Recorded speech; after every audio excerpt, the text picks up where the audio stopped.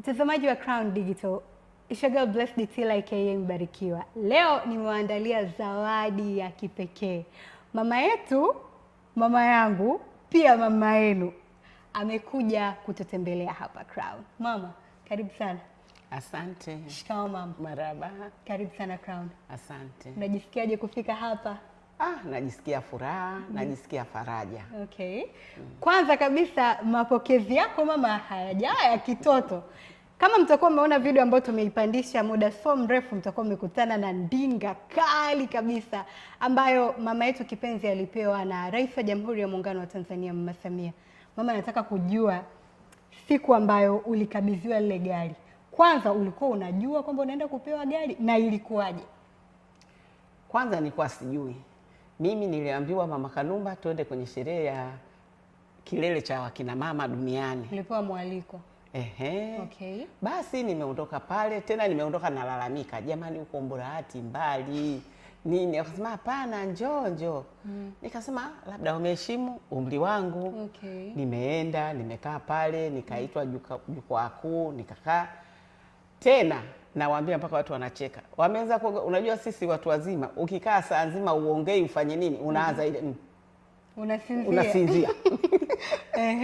Sasa katika ile hali nilikuwa nafanya, nashtukia mkuu wa mkoa anazungumzia kijana wetu Stephen Charles Kanumba sijui nini. Baadaye nasikia Mama Rais Samia Suluhu Hassan katika hali ya kumwenzi kijana wetu Stephen Charles Kanumba ambaye tayari ametangulia mbele za haki. Sasa mama kasikia kilio cha mama yake, ameamua kumpa zawadi ya gari Mama Kanumba. Kweli nilifanya, yani nilishtuka.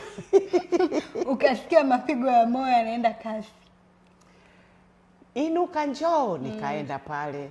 Kwa kweli cha kwanza nilimwambia Baba Mungu, jina lako litukuzwe. Manake pale sio siri, Mama Samia alinifungulia ukurasa mpya wa maisha yangu. Okay. Alinionyesha nilizaliwa upya. Nikawaambia hapa nimezaliwa mara ya pili. Kwa sisi wa Kristo unapobatizwa unazaliwa mara ya pili. Sasa mimi kupewa gari nilibatizwa mara ya pili. Kwa kweli nilifurahi, nilimshukuru Mungu wangu. Unajua Mwenyezi Mungu hachelewi wala hawai, na anatoa kwa wakati. Kwa hiyo nilifurahi sana. Okay. Una ujumbe gani kwa Rais Samia? Najua ulishazungumza na umeshazungumza, lakini mimi naamini maneno kila siku yanabadilika. Leo hii umekuja Crown, una kitu gani cha kumwambia Rais Samia kwa kukupa zawadi ya gari? Tena sio gari ya kifahari. Kwanza namshukuru Mwenyezi Mungu, manake Mungu kapitia kwake. Mungu kaingia kwake. Mama Samia ujumbe akaupokea wa Mungu. Akasikia kilio changu, akanipa gari.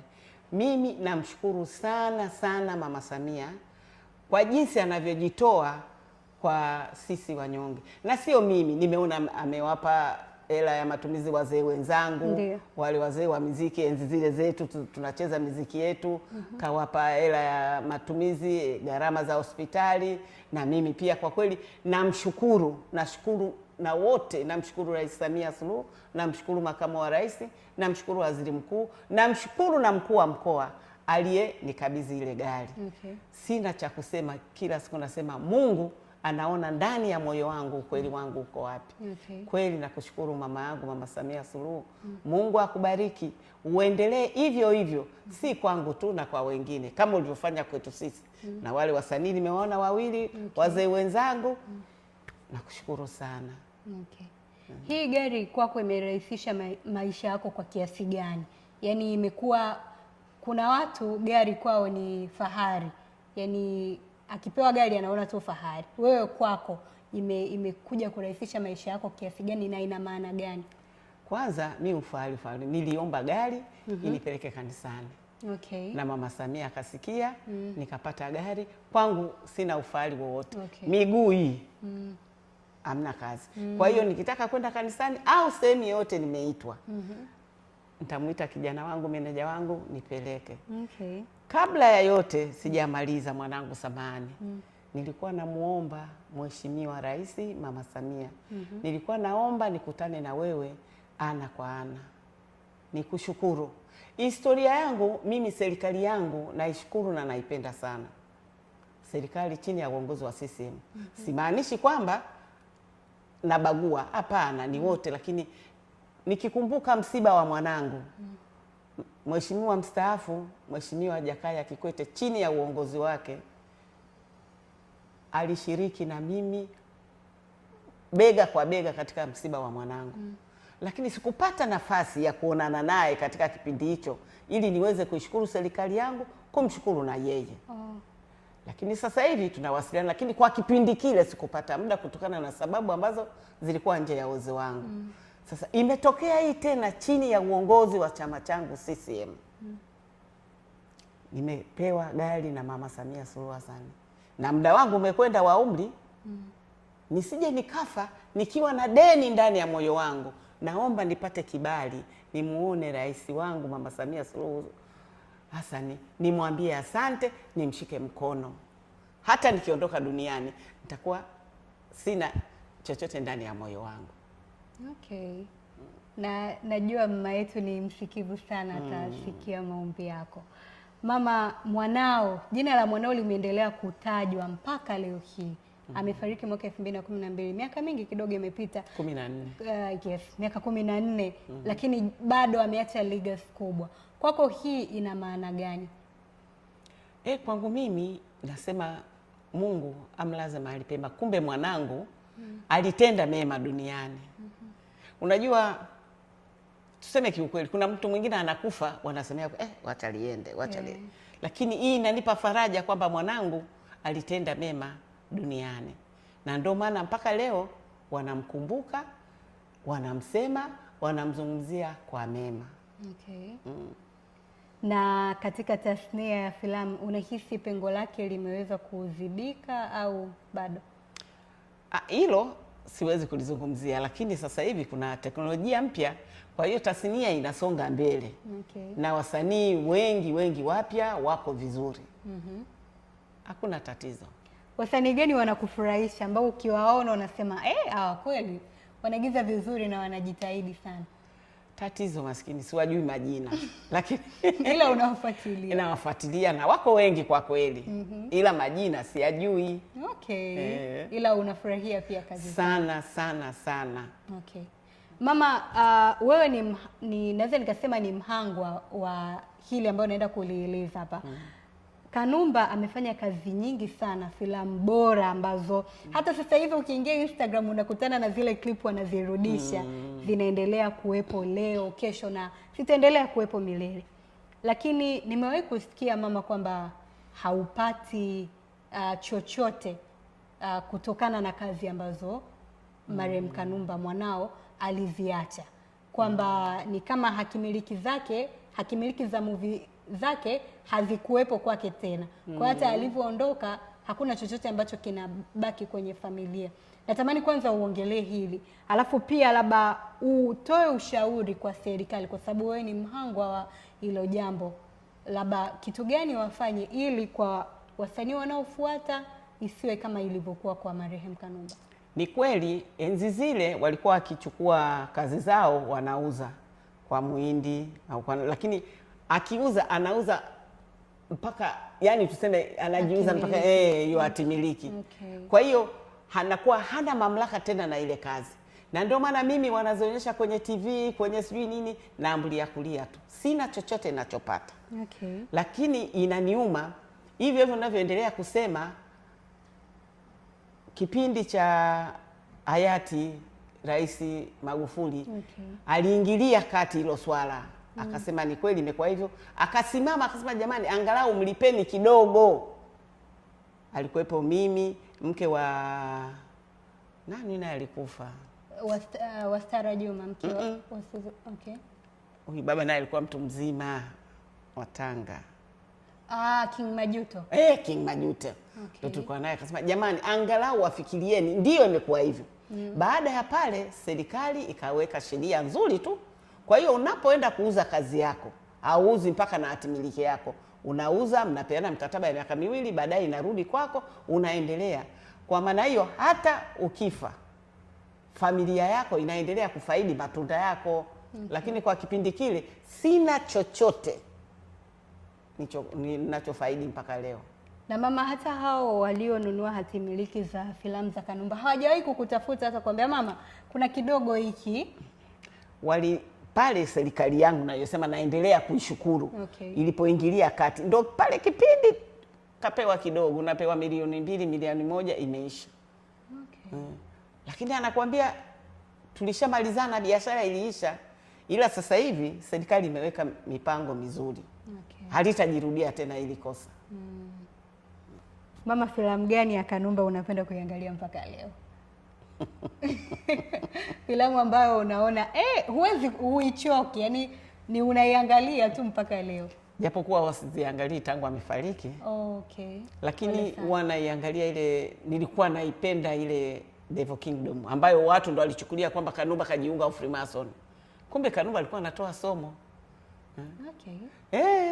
Mama, umeongelea kitu very interesting na naomba nikuulize hapo. Wakati yale maneno yanazunguka, wakati tayari Kanumba ameshafariki, kwamba alikuwa anataka kujitoa kwenye Freemason, amechelewa ndio maana wamemchukua hivyo, wewe alikuwa yanakuathiri kiasi gani? Yaani mpaka leo ninavyokuambia ananiumiza sana. Yaani mtu anatafuta kiki kwa faida yake. Hebu mhurumie yule muhusika.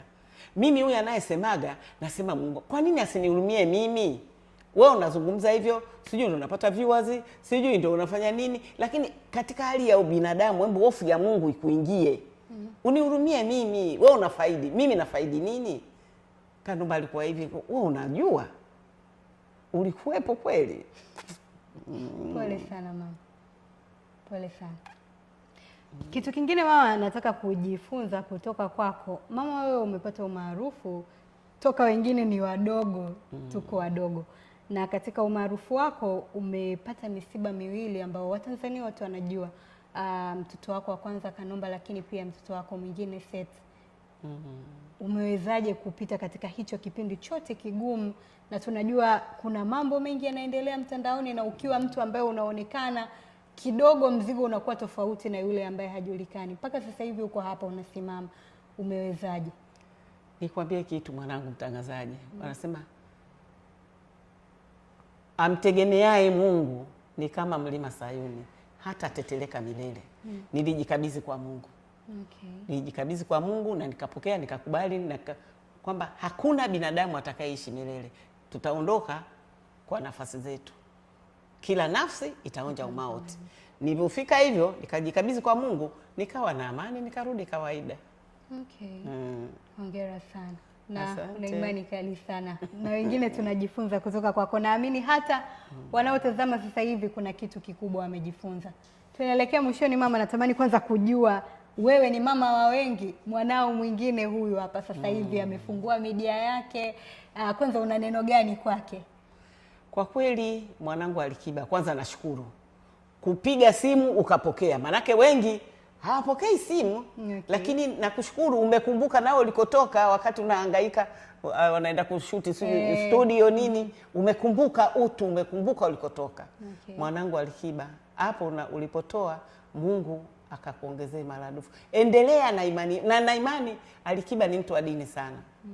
Ni mtu wa dini sana, muonekano wake nini. Sisemi mengi, wengine watanichukia, lakini hata ukimwangalia Alikiba anaga tatu, Alikiba anaga nini. Na Mungu asimame na wewe. Nakushukuru sana mwanangu, endelea hivyo hivyo na Mungu atakubariki. Tuko pamoja na leo nimekaa hapa ofisini kwako. Asante sana. Sawa mama. Hapo nilikuwa nataka kuongelea kwamba Kanumba alikuwa na urafiki na watu wengi, na wewe ni mama wa wengi. Hata mimi pia wewe ni mama yangu. Nataka kujua wale watu ambao walikuwa na ukaribu na Kanumba, marafiki zake, labda waliowahi kuwa wapenzi wake, sasa hivi mna ukaribu gani na wewe? Labda wanakutafuta, kukusalimia, pengine kukupa chochote kitu pale inapowezekana au nikwambie kitu. Sina bifu nao, lakini wako bize. Ila niko nao vizuri tu, nikutana mama shikamoo, marahaba nini, lakini wako bize. Alafu naomba ukumbuke unayemtendea wema harudishi wema yeye, bali Mungu anainua mtu mwingine. Ndio wapo napokuja kwamba Alikiba hawakuwa karibu na Kanumba, lakini Mungu kamuinua kaja kwangu. Kwa hiyo kuna ule msemo, tenda wema uende zako, Mungu atakuinulia mtu mwingine. Okay. Kwa hiyo nashukuru sana, sina bifu nao, niko vizuri, tukikutana shikamoo mama, marahaba, lakini wako bize. Sawa mama, tunaelekea huu mwezi wa 3, tunakaribia mwezi wa 4 na tarehe 7 ni siku ya Karume Day ambayo tunamkumbuka kiongozi wetu Karume, lakini naona kuna watu wameitengeneza pia, wameipa nickname nyingine, wanaita Kanumba Day. Mama, hili kwako lina uzito kiasi gani, kwamba legacy aliyoacha mwanao hadi imefikia siku inapofika tarehe 7 mwezi wa 4 watu wanaona hii ni Kanumba Day? Hii kwako ina uzito kiasi gani? Yaani mimi naendelea kumshukuru Mungu, anaendelea kunipa faraja. Yaani sijui nielezeje. Okay. Kwa japokuwa huwa inaniumiza, ile ni kawaida. Yeah. Uweze kusahau. Ni kweli. Lakini namshukuru Mwenyezi Mungu na washukuru na mashabiki wake. Tunakuwa wote pamoja. Alafu utashangaa underground ndio huwa wanakuja kwa wingi. Okay. Nadhani hiyo ni kwa sababu mama, watu wengi hasa waigizaji wamemweka Kanumba kama role model wao. Yaani ni mtu ambaye wanamtazama, wana ile kwamba ipo siku na mimi nitakuja kuwa kama Kanumba. Na hao unawaambia neno gani mama? Mimi nawaambia nawapenda, na nawaambia msikate tamaa. Okay. Uwezi kuamka leo ukaanza sanaa kesho ukawa star. Wote hawa chunguza historia yao. Okay. Wametoka mbali. Wametoka mbali sana. Kwa vile muda utoshi tunaishi hapo, lakini usikate tamaa. Na hiyo kazi unayoifanya itoke moyoni, usifanye kazi kwa vile sina ajira. Kitu ukipende kwanza. Ukishakipenda utatoboa. Okay. Lakini usifanye kwa vile nipate, kitoke moyoni. Mwenye sikio na asikie. Nadhani umepata maneno mazuri sana kutoka kwa mama yetu. Mimi nikushukuru wewe ambaye ulikuwa nasi kutoka mwanzo wa kipindi chetu mpaka mwisho. Endelea kutufuatilia kupitia page zetu Crown FM, Crown TV. Lakini la mwisho mama, una kitu gani cha kuambia mashabiki zako na wote wanaokutazama muda huu? Jamani, kwanza namshukuru Mwenyezi Mungu. Pili, mashabiki wangu naomba muendelee kunisapoti. Okay. Kwenye kazi zangu. Na mimi ni msanii, muendelee kunisapoti kwenye kazi zenu. Na mkiwa na kazi zenu mniite. Okay. Mimi niko tayari. Na wapenda sana. Sijui niwape namba zangu za simu ili muwe huru. Jamani, namba zangu za simu ni 0717 345 231. Okay. Mimi wakati wowote muda wote nipigie. Iwe na jina isiwe na jina, mimi wanapokea. Okay. Na wapenda sana ndugu zangu. Asante sana mama.